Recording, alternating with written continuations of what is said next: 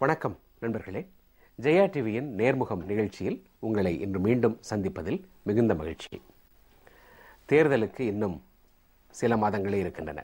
இந்தியாவின் அடுத்த பிரதமர் ஒரு தமிழராகத்தான் இருக்க வேண்டும் என்பது தமிழகத்தினுடைய நலன்களை பாதுகாக்க மட்டுமல்லாமல் இந்த நாட்டினுடைய அடுத்த 10 ஆண்டு கால வளர்ச்சிக்கு பாதை அமைக்க தமிழகத்திலிருந்து அனைத்து இந்திய அண்ணா திராவிட முன்னேற்ற கழகத்தின் பொதுச் செயலாளர், தமிழ்நாடு முதலமைச்சர் செல்வி ஜெயலலிதா அவர்கள் இந்த நாட்டை வழிநடத்தக்கூடிய இடத்தில் அமர்வது அவசியம் என்று எல்லோரும் கருதுகிறார்கள். அத்தகைய கருத்தில் ஆழமான நம்பிக்கை கொண்டவர் திரு பண்ருட்டி ராமச்சந்திரன் அவர்கள். அண்மையில் அண்ணா விருது பெற்ற திரு பண்ருட்டி ராமச்சந்திரன் அவர்கள் திராவிட இயக்க வளர்ச்சியில் ஒரு பிரதமர் தமிழகத்திலிருந்து வருவதற்கான காலம் கருந்திருக்கிறது என்ற கருத்தை நம்மோடு பகிர்ந்து கொள்ள இன்றைக்கு வந்திருக்கிறார். திரு பண்ருட்டி ராமச்சந்திரன் அவர்களை இந்த நிகழ்ச்சியில் உங்களுக்கு அறிமுகம் செய்வதில் மகிழ்ச்சி அடைகிறேன். வணக்கம். ஒரு இந்திய குடிமகன் இந்தியாவின் பிரதமராவது என்பதில் எந்த சர்ச்சையும் இருக்க முடியாது. ஆனால் ஒரு தமிழர் பிரதமராக வேண்டும் என்பது இன்றைக்கு அவசியமான ஒன்றாக மாறி இருக்கிறதா? ஆமாம். இப்போ இந்திய அரசியல் சட்டப்படி யார் வேண்டுமானாலும் பிரதமராக வரலாம். ஆனால் தமிழ்நாட்டைச் சேர்ந்தவர்கள் இதுவரையிலும் வரவில்லை. தென்னாடு என்று எடுத்துக்கொண்டால் கர்நாடகத்தில் உள்ளவர்கள் பிரதமராக வந்திருக்கின்றார்கள். ஆந்திராவைச் சேர்ந்த நரசிம்மராவ் பிரதமராக வந்திருக்கிறார். தமிழ்நாட்டைச் சேர்ந்த நாம் ஏன் வரக்கூடாது? அது இன்னும் சொல்லப்போனால் தொடர்ந்து இந்த அரசியல் சட்டம் அமலுக்கு வந்ததிலிருந்து பல வகையிலேயும் தமிழ்நாட்டிற்கு அநீதி இழைக்கப்பட்டிருக்கிறது. போதுமான அக்கறை இந்திய அரசு செலுத்தாத காரணத்தினால் மிகவும் பாதிக்கப்பட்டிருப்பது தமிழ்நாடு. ஆகவே நாம் இது சலுகைகளுக்காக அல்ல, நியாயங்களை நிலைநிறுத்துவதற்காகவாவது தமிழ்நாடு இந்த நேரத்தில் ஒரு பிரதமரை அனுப்புவது மிகவும் அவசியம் என்று கருதுகிறேன்.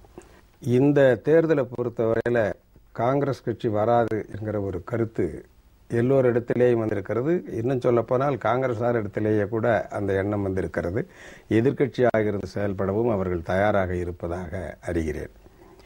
ஆனால் அதே நேரத்தில் இந்தியாவினுடைய சமூக, அரசியல், பொருளாதார நிலைமைகளை எடுத்து பார்க்கிற பொழுது அவற்றை சரி செய்யக்கூடிய ஒரு ஆற்றல் வாய்ந்த அமைப்பும் அதன் சார்பிலே ஒரு பிரதமரும் வருவது மிகவும் இன்றியமையாதது என்று நான் கருதுகிறேன். எந்த பிரச்சனையை எடுத்துக்கொண்டாலும் இன்றைக்கு இந்திய அரசியலில் அது தீரவில்லை. ஆகவே அதை தீர்க்கக்கூடிய அறிவு, ஆற்றல், அனுபவம் உள்ளவர்கள் வருவது மிக முக்கியம். அப்படி பார்க்கிற பொழுது இன்றைக்குள்ள இந்த 2014ஆம் ஆண்டு தேர்தலை பார்க்கிற பொழுது பாஜகவுக்கும் பெரும்பான்மை வராது, காங்கிரசுக்கும் பெரும்பான்மை வராது. மாநில கட்சிகள் எல்லாம் சேர்ந்து பெரும்பான்மை பெறக்கூடிய வாய்ப்பு இருக்கிறது என்று அரசியல் நோக்கர்கள் கருதுகிறார்கள். அப்படி கருதுகிற பொழுது இன்றைக்கு உத்தரப்பிரதேசம், மேற்கு வங்கம், அடுத்து தமிழ்நாடு. உத்தரப்பிரதேசத்திலே 80 எம்பிக்கள், மேற்கு வங்கத்திலே 42, தமிழ்நாட்டிலே 40. ஆக மாநில கட்சிகளிடையே யார் பிரதமராக வர வேண்டும் என்று கருதுகிற பொழுது யார் அதிக எம்பிக்களை வைத்திருக்கிறார்களோ அவர்களுக்கு வாய்ப்பு அதிகம். அந்த வகையிலே பார்க்கிற பொழுது தமிழ்நாட்டைச் சேர்ந்த 40 எம்பிக்களும், தமிழ்நாடு புதுவையை சேர்ந்த 40 எம்பிக்களும் நாம் இன்றைய தினம் வெற்றி பெற்று அனைத்து இந்திய அண்ணா திராவிட முன்னேற்ற கழகத்தின் சார்பில் அனுப்புகிற பொழுது முதலமைச்சர் புரட்சித் தலைவர் அவர்களுக்கு அந்த வாய்ப்பு இருக்கிறது என்று நான் கருதுகிறேன். ஏனென்றால் உத்தரப்பிரதேசத்திலே 40 விட கூடுதலாக முலாயம் சிங் அவர்களுக்கு கிடைக்குமா என்பது சந்தேகம். அதே போல மேற்கு வங்கத்திலும் கிடைக்காது என்றே கருதுகிறேன். ஆகவே தமிழ்நாடு இந்த நேரத்திலே அதிக எண்ணிக்கையில் 40 எம்பிக்களையும் அனுப்புகிற பொழுது மாண்புமிகு முதலமைச்சர் புரட்சித் தலைவர் ஜெயலலிதா அவர்கள் அந்த காலத்திலேயே மாநிலங்களவையில் புரட்சித் தலைவர் எம்ஜிஆர் காலத்திலே இருந்து அவர்கள் அகில இந்திய அரசியலிலும் அனுபவம் பெற்றிருக்கின்றார்கள். ஆக இந்த சூழ்நிலையிலே தமிழ்நாடு ஒரு பிரதமரை அனுப்புகிற பொழுது தமிழ்நாட்டிற்கு 1972ஆம் ஆண்டிலே இருந்து பல பிரச்சனைகள் தீர்க்கப்படாமல் அப்படியே இருக்கின்றன. முல்லை பெரியாறு பிரச்சனை, இலங்கை தமிழர் பிரச்சனை, கடலோர மீனவர்கள் பிரச்சனை, கச்சத்தீவு பிரச்சனை, ஆட்சி மொழி பிரச்சனை, நிதி ஆதாரங்களை பெருக்குவதிலே உள்ள பிரச்சனை என்று எதை எடுத்துக்கொண்டாலும் தொடர்ந்து தமிழ்நாடு வஞ்சிக்கப்பட்டே வருகிறது. நாம் நியாயத்தை தான் கேட்கிறோம், சலுகைகளை கூட அல்ல. எல்லோருக்கும் வழங்குகிற நியாயம் தமிழ்நாட்டிற்கும் கிடைக்க வேண்டும் என்று. அந்த நியாயங்கள் இங்கே கிடைக்கப்பெற வேண்டுமானால் இந்த தருணத்தை பயன்படுத்தி தமிழ்நாட்டு மக்கள் அனைத்து இந்திய அண்ணா திராவிட முன்னேற்ற கழக அணியினை வெற்றி பெறச் செய்வதன் மூலம் அங்கே பிரதமர் பதவியை பெறுகின்ற வாய்ப்பு இருக்கிறது. இன்றைக்கு இருக்கின்ற சூழ்நிலையில் அதிகாரம் உள்ள இடத்திற்கு நாம் செல்லுவதற்கு ஒரு அருமையான வாய்ப்பு இருக்கிறது. அதை தமிழ்நாட்டு மக்கள் பயன்படுத்திக் கொள்ள வேண்டும். தமிழர் ஒருவர் பிரதமர் ஆவதற்கு அந்த தமிழர் என்பவர் அனைத்து இந்திய அண்ணா திராவிட முன்னேற்ற கழகத்தின் பொதுச் செயலாளர், தமிழகத்தில் நல்லாட்சியை வழங்கிக் கொண்டிருக்கக்கூடியவர், முதலமைச்சர் செல்வி ஜெயலலிதா அவர்கள் இந்தியாவின் பிரதமர் ஆவதற்கு இந்திய அரசியல் சூழல் ஏற்புடையதாக இருக்கிறது என்பதை சொன்னீங்க. இந்த சூழலில் தமிழக மக்கள் இந்த தேர்தலை மற்ற தேர்தல்களில் இருந்து வித்தியாசமாக பார்க்க வேண்டுமே. இப்போ இன்னைக்கு இலங்கையில் 1.5 லட்சம் தமிழர்கள் இனப்படுகொலை செய்யப்பட்டார்கள். அதை பற்றி கேட்க நாதியே இல்லை. அவர்களுக்கு மறுவாழ்வும் இன்னும் கிடைக்கவில்லை. இன்றைக்கும் அங்கே உள்ளவர்கள் நியாயம் கேட்டு போராடி கொண்டிருக்கிறார்கள். மனித உரிமைகள் மீறப்பட்டிருக்கின்றன, இனப்படுகொலை ஆகியிருக்கிறது என்பது எல்லோரும் இன்றைக்கு உலகமே ஏற்றுக்கொண்டு வருகிற மார்ச் மாதத்திலே ஐநா மனித உரிமைகள் கவுன்சிலே தீர்மானம் எல்லாம் வரப்போகிறது. நான் என்ன சொல்லுகிறேன் என்றால், ஒரு தமிழர் ஒருவர் பிரதமராக இருக்கின்ற பொழுது நம் தமிழர்களுக்காக என்றல்ல, உலகத்தில் உள்ள மனிதகுலம், மனிதாபிமானம் காக்கப்பட வேண்டும் என்கின்ற பொழுது அந்த மனிதாபிமானத்திற்காக ஒரு நாட்டில் இன்னொரு நாடு தலையிடலாம் என்பதை ஐநா சாசனமே அனுமதிக்கிறது. அதாவது ரெஸ்பான்சிபிலிட்டி டு ப்ரொடெக்ட் என்று அதுக்கு ஒரு ப்ரொவிஷன் உண்டு. ஆகையினாலே இன்றைக்கும் இலங்கை அரசு அதை ஏற்றுக்கொள்ளவில்லை. ஆகவே இதை போல பிரச்சனைகள் எல்லாம் இருக்கிற பொழுது நமக்கு இருக்கின்ற இந்த அக்கறை மற்ற மாநிலத்தைச் சேர்ந்தவர்களுக்கு இருக்க வேண்டும் என்று எதிர்பார்ப்பதில் நியாயமில்லை. ஆகவே இவ்வாறு தீர்க்கப்படாத பல பிரச்சனைகள் இருக்கின்ற பொழுது இவற்றையெல்லாம் தீர்ப்பதற்கு உரிய அக்கறையும் அனுபவமும் அறிவும் ஆற்றலும் தனக்கென வாழாமல் பிறர்க்குரியாளராக பணியாற்றுகின்ற நம்முடைய முதலமைச்சர் அவர்கள் அங்கே பிரதமராகிற பொழுது நிச்சயமாக அந்த மக்களுக்கு ஒரு விடிவு காலம் கிடைக்கும். அவர்களுக்கு மட்டுமல்ல, எங்கு மனித உரிமைகள் மீறப்பட்டாலும் உலக அரங்கிலே அங்கு நிச்சயமாக அவரது பணி இருக்கும். இந்த தேர்தலின் பொழுது இந்த பிரச்சார களமே, இந்த தேர்தலில் சொல்லப்படுகின்ற விஷயங்களே, மக்களுக்கு தெரிவிக்கப்படுகின்ற கருத்துக்களே, இந்த தேசத்தின் பிரதமர் பொறுப்பு என்பது ஒரு தமிழருக்கு வரவேண்டியது அவசியம் என்பது மட்டுமல்ல, அதை எல்லா தமிழர்களும் ஒட்டுமொத்தமாக அங்கீகரித்து இவரை அங்கே அனுப்பினார்கள் என்ற கருத்து ஏற்பட வேண்டும் என்றால் கட்சிகள் இதை இந்த தேர்தலை வேறு மாதிரி பார்க்கணுமே. தமிழ்நாட்டில் இன்றைக்கு அரசியல் கட்சிகளின் சூழ்நிலையை பார்க்கிற பொழுது இதர கட்சிகள் என்று எடுத்துக்கொண்டால் அவர்கள் மக்கள் மத்தியிலே இடம்பெற்றிருக்கிறார்களா என்பதே சந்தேகத்திற்குரியதாகத்தான் இருக்கிறது. உதாரணமாக இப்போ திமுக கழகத்தை எடுத்துக்கொண்டால் ஏற்கனவே 2G ஊழல் என்று பெரிதளவிலே பேசப்பட்டு மாநில சட்டமன்ற தேர்தலிலே தோற்கடிக்கப்பட்டு விட்டது. அதே போல காங்கிரஸ் கட்சி இங்கு ஒன்றுமில்லை. பாஜகவும் இருக்கிற கட்சிகளை ஏதோ மிச்சமீறிய கட்சிகளை எல்லாம் எடுத்து பார்க்க. தமிழ்நாட்டிலே இன்றைக்கு தமிழ்நாட்டு மக்களுக்கு என்று ஒரு கருவி, அதாவது ஒரு ஆயுதம், தங்களுடைய உரிமைகளை பெறுவதற்கு என்று ஒரு ஆயுதம் வேண்டும் என்று நினைத்தால் அதிமுகவை விட்டால் வேறு கட்சிகளே கிடையாது. ஆகையினாலே இன்றைக்கு அதுதான் மற்ற அரசியல் கட்சிகள் மற்ற வாதங்களை எடுத்து வைப்பதாலேயோ அல்லது கோரிக்கைகளை சொல்வதாலேயோ நிச்சயமாக தமிழ்நாட்டு மக்களுடைய மனம் மாறாது என்று தான் கருதுகிறேன். இன்றைக்கு தமிழ்நாட்டு மக்கள் தங்கள் உரிமைகளை நிலைநிறுத்திக் கொள்ளவும் உலகமெல்லாம் உள்ள தமிழர்களுக்கு ஒரு உத்தரவாதத்தை தரவும் அவர்களுக்கு இன்று இருக்கக்கூடிய ஆயுதம், கருவி அனைத்து இந்திய அண்ணா திராவிட முன்னேற்ற கழகத்தை விட்டால் வேறு தெரியவில்லை. ஆகவே தமிழ்நாட்டு அரசியல் என்று வருகிற பொழுது வருகின்ற நாடாளுமன்ற தேர்தலில் அனைத்து இந்திய அண்ணா திராவிட முன்னேற்ற கழகம் தமிழ்நாட்டு மக்களின் ஒட்டுமொத்த குரலையும் எதிரொலிக்கின்ற அமைப்பாக நிச்சயமாக இருக்கும்.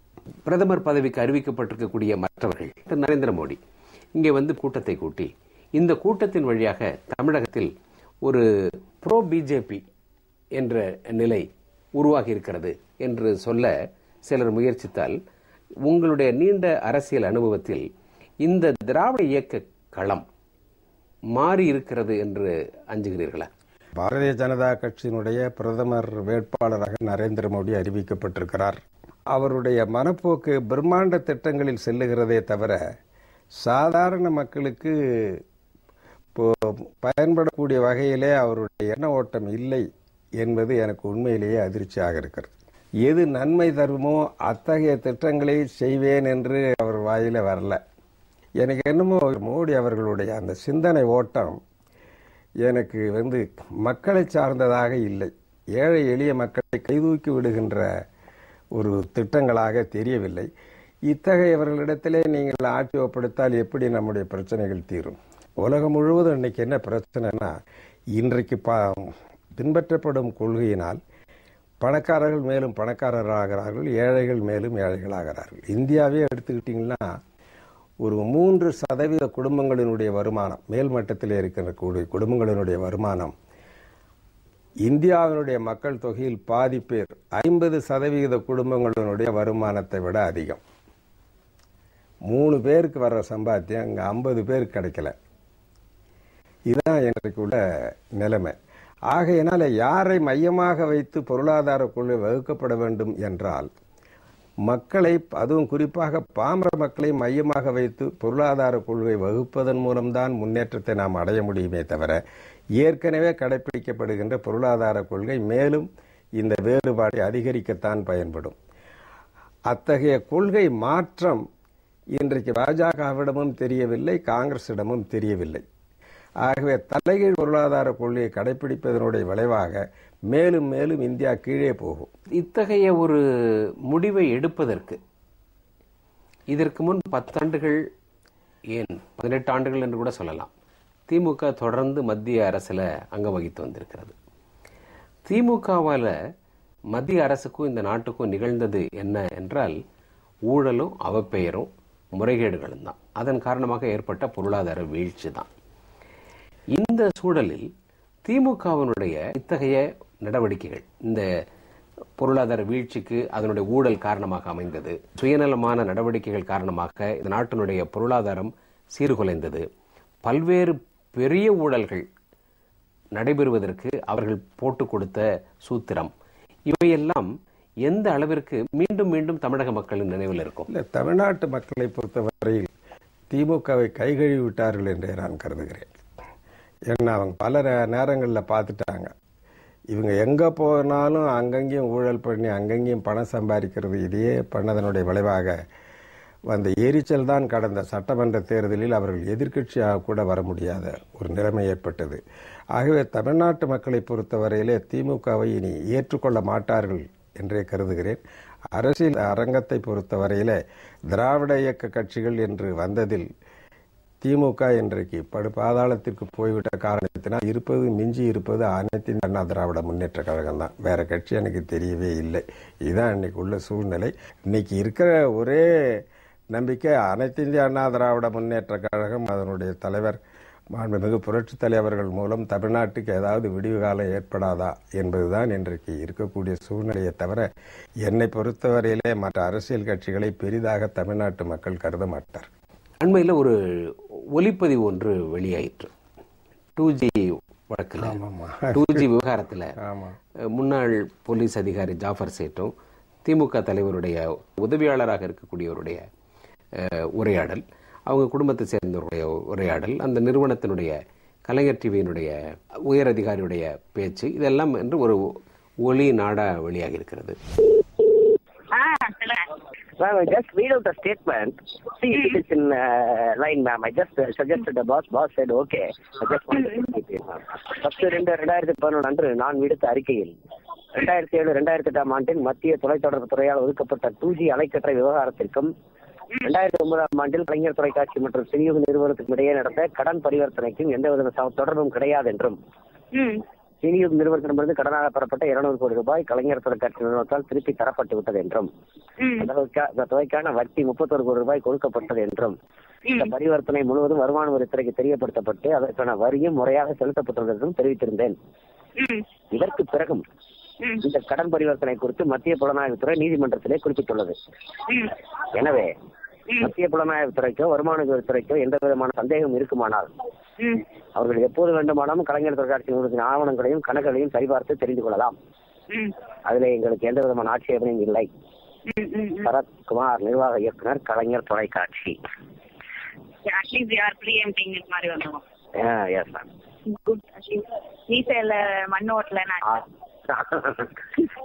At least general public will think this was already they have already given. What if they come? There is also 10%. Ma'am? We are also preparing them, alla. ஆமா. And 10% fellows will say that இதெல்லாம் setup னு.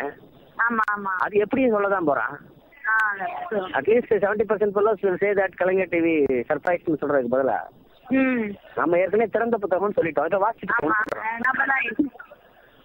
இப்ப படிச்சுட்டு போனாங்க library அப்படின்னு சொல்றோம். Invitation. I just suggested, the boss said okay.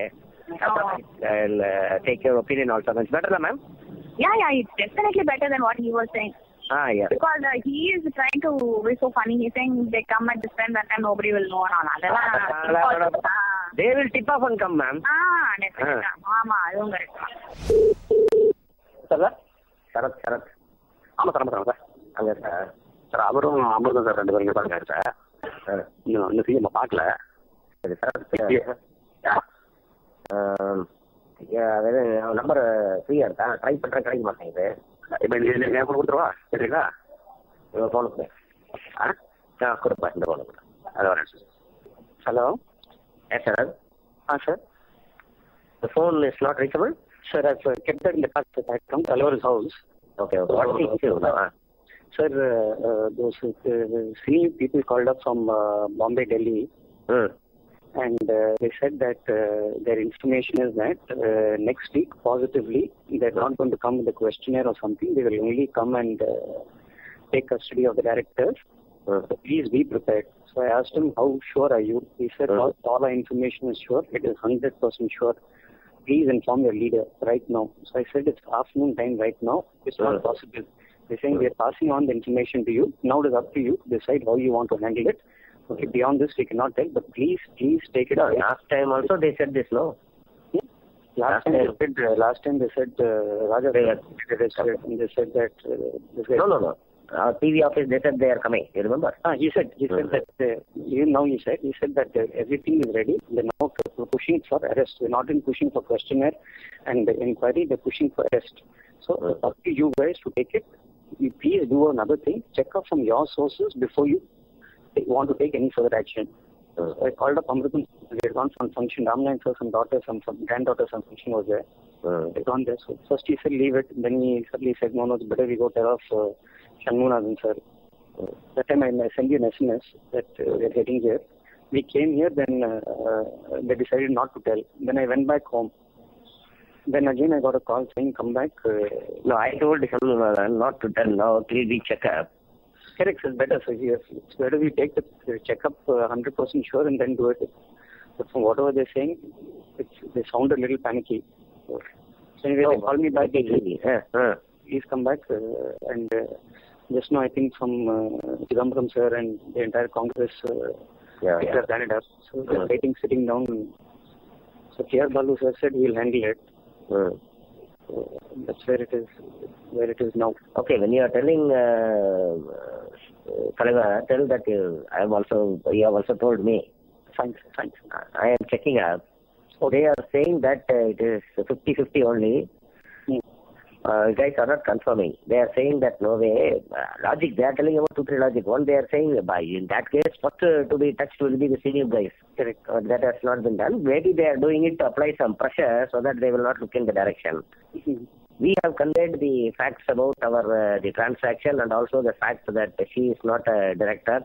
She is only a shareholder. The other director is not there, and this all the things that which is a clean. The transaction occurred. She was there, sir. That is what when the transaction took place, she was here. Yes, she was the director.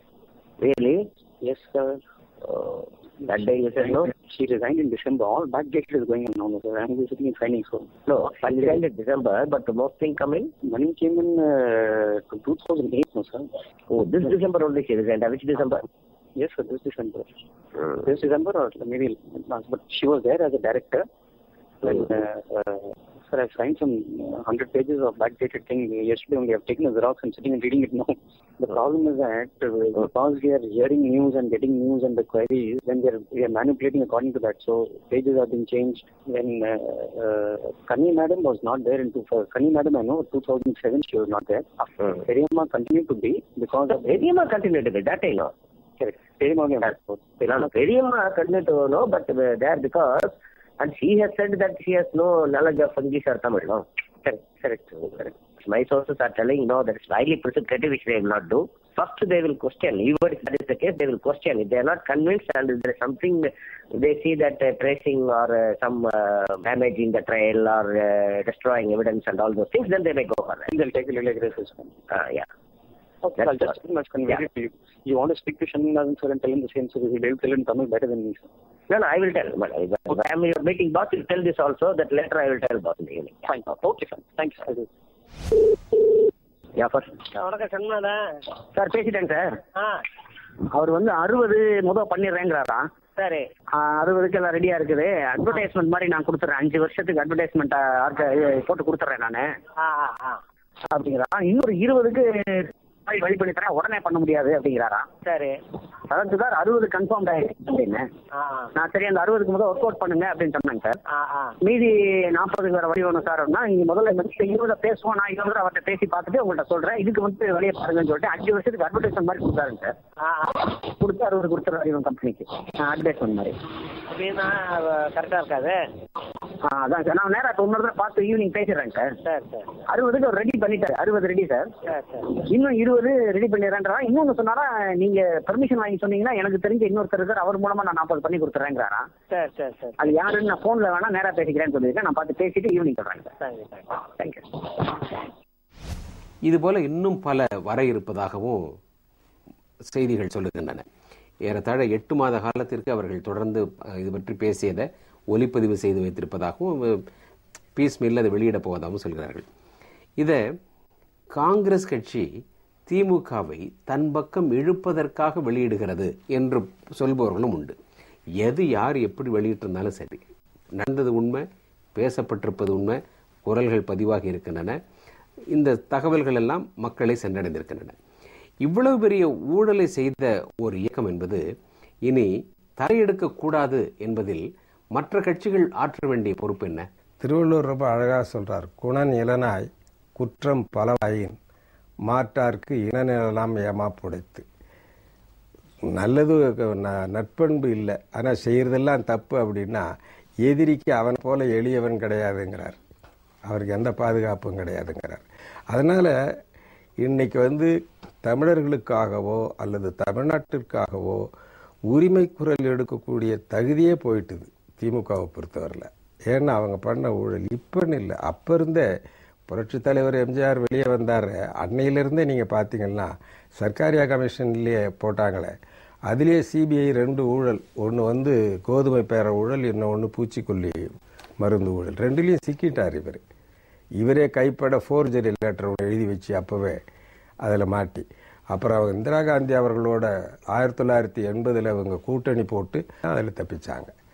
ஆகவே இது விளையும் பயிர் முளையிலே தெரியும்னு ஆரம்ப காலத்தில் இருந்து இதே மாதிரி இன்னைக்கு அவரே இந்த இதில் விழுந்துட்டார். அவர் எந்த பணம் சேர்க்க வேண்டும் என்கின்ற ஆசையிலே இந்த ஊழல் குற்றங்களை புரிந்து வந்தவரும் இன்றைக்கு அதிலே அவரே சிக்கி கொண்டார். அதனால அவர் மூலம் இனிமே நாட்டுக்கோ மொழிக்கோ இனத்திற்கோ ஒரு விடுதலை கிடைக்கும் என்கின்ற ஒரு வாய்ப்பே கிடையாது. மற்ற கட்சிகளும் இப்ப பெருசா திமுகவை பற்றி கவலைப்படுவதில்லை. இவங்க எவ்வளவு வருந்தி கூப்பிட்டாலும் யாரும் போகலையே. காங்கிரஸ் முயற்சிக்குதோ? காங்கிரஸ் தான் நான் சொன்ன மாதிரி, காங்கிரஸ் அழைத்த அழைப்புக்கு இவர்கள் போய்த்தான் ஆக வேண்டும். ஆனால் அதிலேயும் ஒரு சிக்கல், நாளைக்கு தேர்தலுக்கு பிறகு வேறு ஆட்சி விட்டால் இதே குற்றங்களை எடுத்துக்கொண்டு இவர்களை தண்டித்தால் என்ன செய்வது? ஆகையினாலே காங்கிரஸோடு போனால் நாளைக்கு வேறொரு ஆட்சி வந்தால் அவரிடம் மாட்டிக்கொள்ள வேண்டுமே என்கின்ற கஷ்டமும் அவர்களுக்கு இருக்கிறது. ஆகவே அதனால்தான் காங்கிரஸும் வேண்டாம், எதுவும் வேண்டாம், ஏதோ நின்று பார்ப்போம், எந்த ஆட்சி வந்தாலும் அவங்களோட நாம போய் ஏதாவது சமாதானம் பேச முடியுமா, தப்பிக்க வழி காண முடியுமான்னு தான் அவர்கள் யோசித்து கொண்டிருக்கிறார். இன்றைக்கு இந்த சமூக தொடர்பு ஊடகங்கள் பெற்றிருக்கக்கூடிய வளர்ச்சி காரணமாக இப்ப நாம் கேட்ட இந்த உரையாடல் என்பது நாட்டினுடைய எல்லோரையும் சென்றடைந்திருக்கிறது. அவர்கள் பேசிய எல்லா விஷயங்களும் இன்றைக்கு இணையதளத்தில் எப்பொழுது யார் தட்டினாலும் உலகம் முழுவதும் தெரிந்து கொள்ளுகிறார்கள். மீண்டும் மீண்டும் இது மக்களுக்கு கிடைப்பதாக இருக்கிறது, கிடைக்கக்கூடியதாக இருக்கிறது. எல்லா தொலைக்காட்சிகளும் இதை ஒளிபரப்பும் செய்தாகிவிட்டது. இந்த ஊழல் குற்றச்சாட்டுகள் காரணமாக திமுக சித்தாந்த ரீதியாக பலவீனப்பட்டுவிடும் என்று நினைக்கிறீர்களா? ஆமாம், சித்தாந்தம் எப்பயோ போயிட்டுது. சித்தாந்தம்லாம் ஒன்றும் கிடையாதுங்க. அவர் பதவியில் இருக்கணும், அதுக்கு பணம் சேர்க்கணும்னு ஆரம்பித்தார். அந்த பணம் சேர்க்கறதுக்கு பல வழிகளிலையும் போய் இன்னைக்கு அது ஊழல்னு தப்பு பண்ணி, ஏற்கனவே தமிழ்நாட்டில் பண்ண தப்பு போதாதுன்னு போய் இப்போ அகில இந்திய அளவில் பண்ணி மாட்டிக்கிட்டாங்க. இப்போ அதிலேருந்து மீள்றதுக்கு தன்னை காப்பாற்றிக்கிறது தான் இன்னைக்கு அவருக்கு அரசியலாக இருந்தாலும் எதாக இருந்தாலும் பயன்படுமே தவிர, அவர் இனி மற்றவங்களுக்காக அவர் எதுவுமே பண்ண முடியாது. மற்ற பொது தொண்டோ அதோ ஏதோ ஒன்றுமே இனிமேல் செய்ய கஷ்டம். எப்பொழுது அவரே போய் சிக்கிட்டாரல்ல. நீங்கள் மக்களுக்காகன்னு நாம் இருக்கிற பொழுது நாம் நம்ம எந்த தப்பும் செய்யாமல் இருந்தால் தானே நாம் மக்களை காப்பாற்ற முடியும். இன்னைக்கு இருக்கிற நிலைமை, மக்கள் தன்னை காப்பாற்ற மாட்டாங்களா அப்படிங்கிற நிலைமைக்கு அவர் ஆளாயிட்டார். மக்கள் எதுக்கு வரணும்? இவங்க சம்பாதிக்கிறதுக்கு அவங்க எதுக்கு காப்பாற்றணும்? அதனால மக்கள் மன்றத்தில் ஈடுபடாது. இந்த உரையாடலும் சரி, இந்த 2G விவகாரமும் சரி, இதெல்லாம் எப்போ நடந்திருக்குதுன்னா 2007 தொடங்கி 8-9 நடந்திருக்கிறது. எனவே தான் 2009 அப்படி பல்லாயிரக்கணக்கில் தமிழர்கள் இலங்கையில் இராணுவத்தால் படுகொலை செய்யப்பட்ட பொழுது அதை தடுக்க வேண்டிய இடத்தில் இருந்தவர் திமுக தலைவர், முதலமைச்சராக இருந்தவர், மத்தியிலும் ஆட்சியில் பங்கு பெற்றிருந்தவர். அது குறித்து ஏதும் பேசாமல் இருந்ததற்கு காரணமே அவருக்கு இந்த 2G விவகாரத்தில் இதன் காரணமாகத்தான் அவர் எதுவும் செயல்பட முடியாமல் இருந்தார் என்று அன்றைக்கு நாம் எல்லாம் எடுத்து வைத்த குற்றச்சாட்டு இன்றைக்கு உறுதியாகி இருக்கிறது இல்லையா? ஆமாம். அதாவது எப்பொழுதுமே சொல்றாங்க, நீங்க ஒரு வலுவான எதிரியை எதிர்க்கிற பொழுது, வலுவான எதிரியை எதிர்த்து போராட வேண்டிய சூழ்நிலை வருகிற பொழுது நீங்கள் குற்றமற்றவர்களாக இருக்க வேண்டும். ஆக தனி மனித ஒழுக்கம், தனியாக அந்த தூய்மை, அரசியல் பொது வாழ்க்கையில் தூய்மை இது இருந்தால்தான் நீங்கள் மக்களுக்காக போராடக்கூடிய அந்தஸ்தை பெறுவீர்கள், இல்லைன்னா பெற முடியாது. அதனால கலைஞருக்கு அந்த தகுதியை போயிட்டுது. இனிமே அவர் தன்னை காப்பாற்றிக்கிறதுக்கு என்ன வழி, அதைத்தான் பார்க்க முடியுமே தவிர மற்றவங்களுக்கு அவர் பாடுபடுறது கஷ்டம். இன்னைக்கு இலங்கையில் என்ன பிரச்சனை? இலங்கை சிங்களவர்கள், புத்த மதம், சிங்கள மொழி, அந்த பெரும்பான்மை ஜனநாயகத்தை வைத்து ஒரு பெரும்பான்மையை எடுத்துக்கொண்டு சிறுபான்மையை நசிக்கிறதுனால்தான் இன்னைக்கு தமிழ் மக்களுக்கு அங்கே அதே நிலைமை இந்தியாவுக்கு வந்துவிடும். பாரதிய ஜனதாவினுடைய இந்துத்துவா என்ன? அதாவது இந்தியா, இந்து மதம், இந்தி மொழின்னு அங்கே என்ன ஆகும்? நேற்றைய தினம் இலங்கையில் என்ன நடைபெற்றதோ அது நாளைய தினம் இந்தியாவிலே நடக்கும். ஆகவே அத்தகைய கொள்கைகளுக்கு தமிழ் மண்ணில் நிச்சயமாக இடம் இருக்காது. நன்றி. உங்களை சந்தித்ததில் மகிழ்ச்சி. வணக்கம். வணக்கம்.